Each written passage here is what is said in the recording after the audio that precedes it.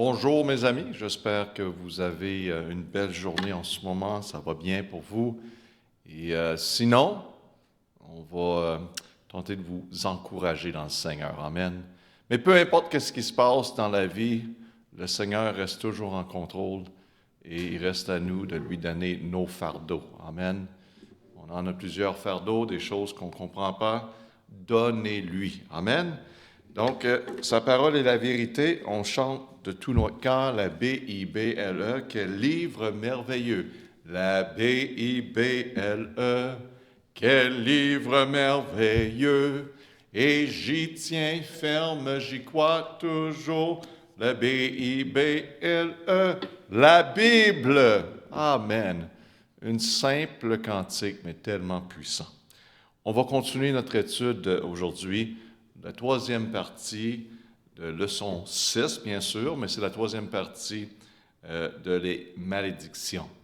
Et on a parlé de les causes, et on va continuer sur les causes un peu aujourd'hui, mais on va arriver comment être guéri de ces malédictions, comprendre comment se trouve la guérison. On va prier, Père éternel, merci pour ta parole qui parle de ces sujets qui sont tellement importants, tellement de choses qui sont mentionnées à propos des malédictions. Et le monde ne sait pas où regarder. Mais aujourd'hui, on te remercie que nous avons la parole qui est claire à ce sujet.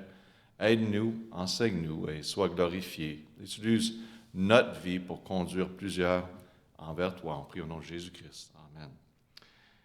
Donc, les causes d'une malédiction, on a déjà mentionné dans les semaines dernières. Une malédiction peut venir de l'ignorance. On a mentionné également en détail, une malédiction peut venir aussi de la désobéissance à Dieu. Et lettre C, aujourd'hui, on va parler qu'une malédiction peut venir de nos ancêtres. Nos ancêtres. Et encore, on veut se baser sur la parole de Dieu. Premièrement, le péché et les iniquités qui se transmettent de génération en génération. Donc, génération en génération.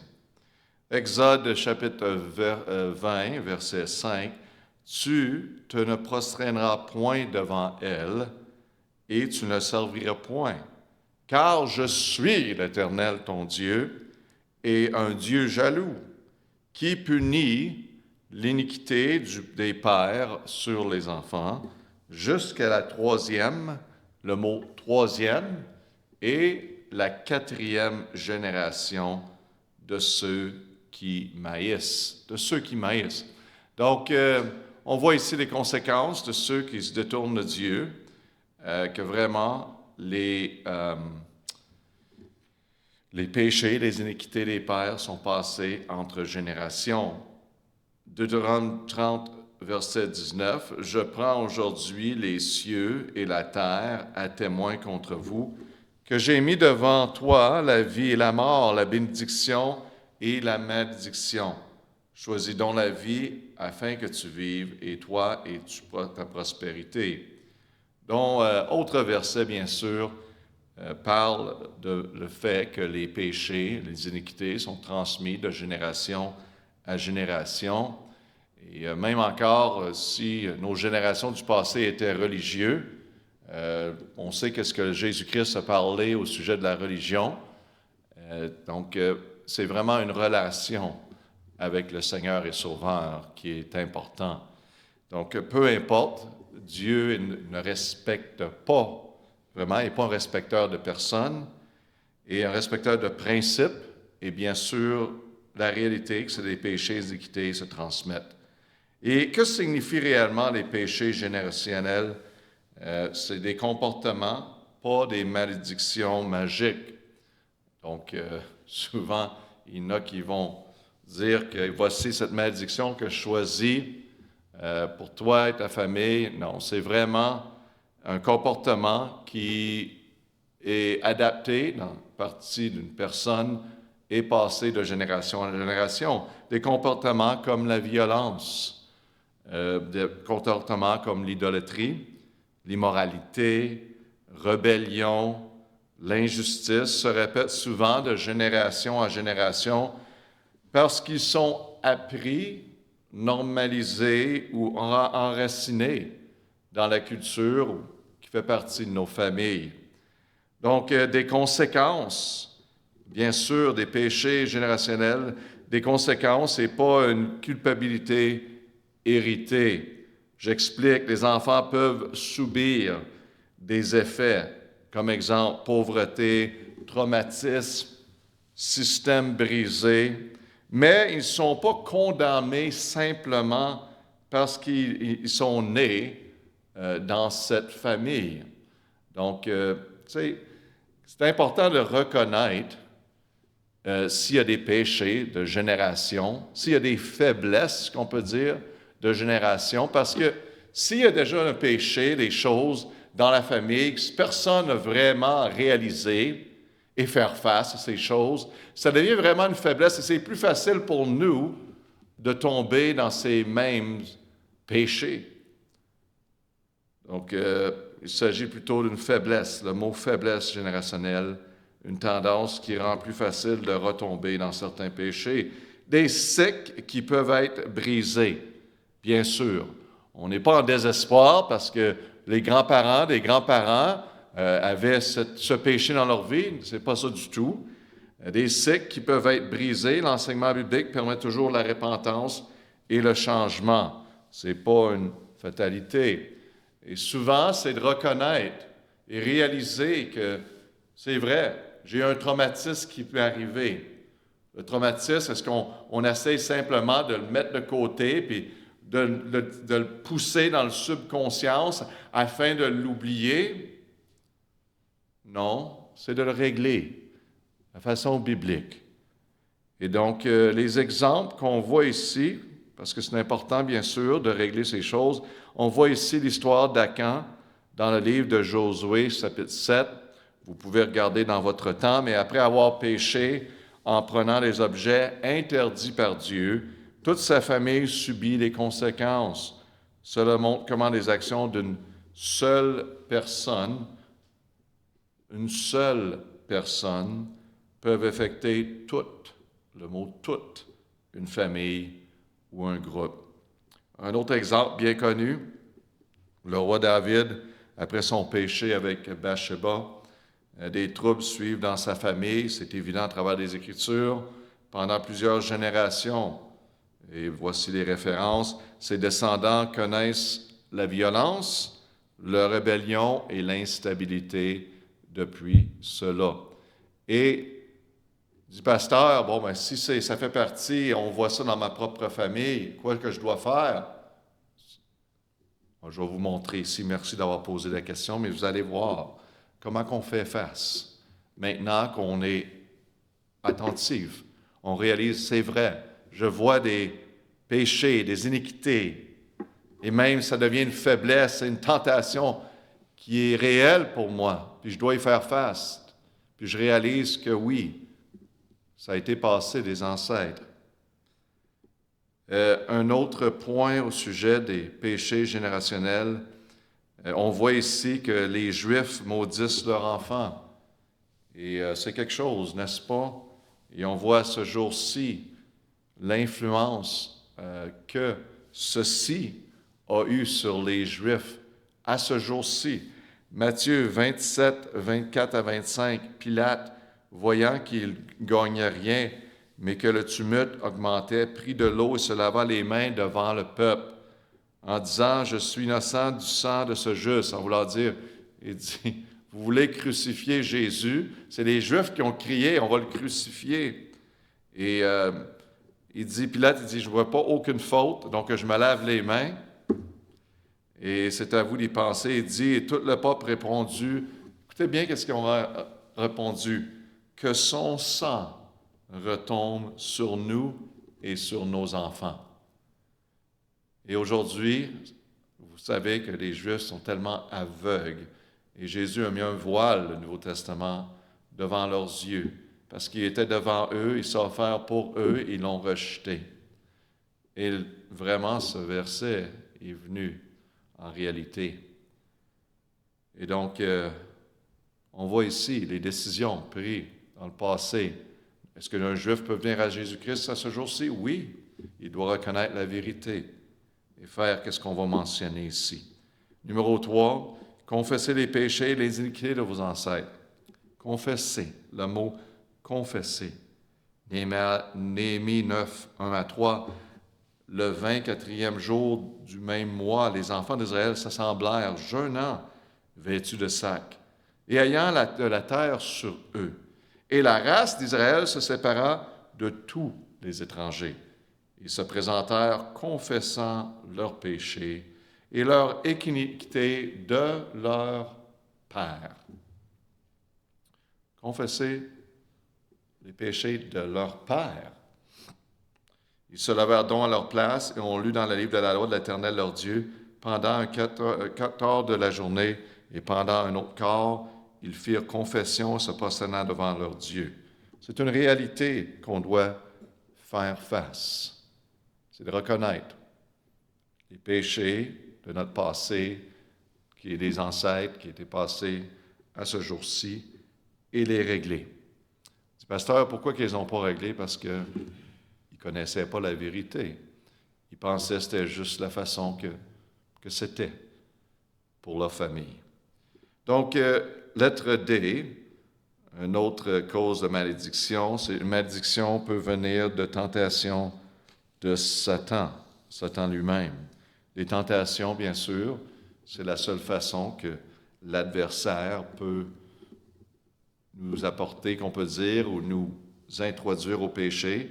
On le voit ici même, numéro 1, Satan a aidé à provoquer la première malédiction. Provoquer la première malédiction. Dans Genèse 3:1, la Bible dit bien, le serpent étant le plus fin de tous les animaux des champs que l'Éternel Dieu avait fait, il dit à la femme, quoi? Dieu aurait dit, vous ne mangerez point de tout arbre du jardin. Verset 17, on sait ici dans notre texte que le serpent est Satan. Et il dit à Adam, puisque tu as obéi à la voix de ta femme et que tu as mangé de l'arbre au sujet duquel je t'avais donné cet ordre, tu ne mangerais point. Le sol sera maudit à cause de toi. Tu en mangeras les fruits avec peine, tous les jours de ta vie. Tu vas travailler pour. Et à ce jour-ci, oui. Donc, on voit le seul but de Satan, comme on voit dans les 1 Pierre 5:8. Soyez sobres, la Bible dit, veillez, car le diable, votre ennemi, rôde comme un lion rugissant, cherchant qui qu'il pourra dévorer. Donc, il utilise bien les tentations. Et on voit ici également, malédiction peut venir des tentations de Satan. On l'a vu qui était tout au début. Et aussi Goliath, même dans autres exemples, on voit que Goliath maudit David par ses dieux. Et bien sûr, Satan, 1 Samuel 17:43, et le Philistin dit à David, « Suis-je un chien que tu viennes contre moi avec des bâtons? » Et le Philistin maudit David par ses dieux. Donc, le but de Goliath était d'inspirer la peur, le mot peur, à David. Mais David n'a pas cédé à cette tentation. Il a choisi de faire confiance à Dieu. Et en voulant dire que l'adversaire peut souvent, comme j'ai dit par avant, il parle fort, il crie fort, il essaie d'aller chercher votre attention pour vous faire peur. Et qu'est-ce qui arrive souvent? Le monde va céder à ça. Ils vont s'enfermer, ils vont arrêter de vivre parce qu'ils vivent en peur. Et bien sûr, son but, c'est de nous empêcher d'aller par en avant dans la volonté de Dieu et avancer dans notre vie. L'adversaire, on va dire, utilise des Goliaths, qu'on peut dire, le mot Goliath, dans nos vies dans le but de nous décourager à poursuivre la volonté de Dieu. Reconnaissez les Goliaths qui se trouvent autour de vous et qui vous découragent. Et c'est ça, l'adversaire, Satan, ne vient pas avec des cornes sur la tête. Il utilise des personnes, il utilise des situations afin de nous tenter de différentes façons. Donc, reconnaissez Autre malédiction qui vient des tentations de Satan, l'immoralité. 1 Corinthiens 5, 1 à 5, dans l'Église, il parle ici, jamais rapporté qu'il y a de la fornication parmi vous. Une fornication telle qu'elle n'est même pas nominée parmi les gentilles, qu'un homme est la femme de son père, pour livrer un tel à Satan pour la destruction de la chair, afin que l'esprit soit sauvé au jour du Seigneur Jésus. C'est la réalité ici. L'adversaire veut vraiment détruire les chrétiens, détruire l'œuvre de Dieu. Il veut le faire de toute façon. Et donc, prenez garde à l'immoralité. C'est partout autour de nous, c'est annoncé, c'est encouragé dans notre monde, dans le système, veut pas. Et c'est très important pour nous de vraiment se garder loin de l'immoralité, être sage dans nos façons, très important. C'est un monde aujourd'hui qui sont vraiment avancés et qui poussent le message d'immoralité. Et on ne voit plus vraiment d'engagement. Le mariage est très important de rester engagé. Ce ne sera pas le monde autour de vous qui va faire ça, c'est le Seigneur, ses principes. Et bien sûr, l'Église va vous encourager. Mais gardez vos yeux fixés sur votre femme. Les femmes, gardez vos yeux fixés sur votre homme, même à travers des adversités, des problèmes. Trouvez des solutions, discutez ensemble. C'est merveilleux de voir le Seigneur faire un travail dans nos vies, nos cœurs. Donc, restez éloignés de l'immoralité. Un autre point, c'est supposé dire numéro 4 ici, peut venir d'une tentation de Satan, c'est le colère. Éphésiens 4, 26, 27, ça nous dit, si vous mettez en colère, ne péchez pas que le soleil ne se couche pas sur votre colère, ne donnez pas accès au diable. Donc, c'est très important de régler les problèmes et les faire face et pas vivre en colère. La colère ouvre toutes sortes de portes. Ça nous éloigne de la personne qu'on doit aimer. Ça nous fait faire et réagir d'une façon qu'on va regretter. Puis des fois, ça blesse plusieurs. Faites très attention. Prenez le temps de réfléchir au lieu de tomber dans la colère. Une autre malédiction qui vient de tentation de Satan, c'est ne pas pardonner, le mot pardonner. Ne pas pardonner. La Bible dit bien, à qui vous pardonnez, quoi que ce soit, je pardonne aussi, Paul dit. Car si j'ai pardonné quoi que ce soit, à qui je l'ai pardonné pour votre sake, que je l'ai pardonné à la personne du Christ, de peur que Satan ne prenne avantage de nous, car nous ne sommes pas ignorants de ses desseins. Donc, il ne veut pas aucun moyen que Satan prenne avantage de eux. Donc, il dit qu'il pardonne. Il faut vivre pour pardonner. Les personnes qui vont nous faire des choses qui ne sont pas correctes, qui sont injustes, il faut pardonner. Ce n'est pas une option pour le chrétien, ce n'est pas quelque chose à considérer. Ce n'est pas à vous à rendre la justice, c'est à Dieu de rendre la justice. Votre seule responsabilité, c'est de pardonner.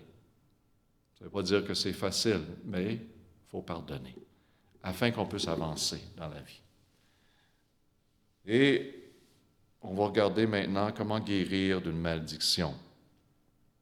Comment s'en sortir, qu'on peut dire, d'une malédiction. Et c'est juste une page, mais c'est très puissant, ces principes. Donc, gardez ces notes avec vous. Mais sachez que les démons, les travailleurs de Satan, les démons, sont comme des rats. Vous savez, c'est quoi des rats, j'espère? Les rats sont attirés par les ordures, la poubelle, les ordures. Enlevez les ordures et vous enlevez les rats.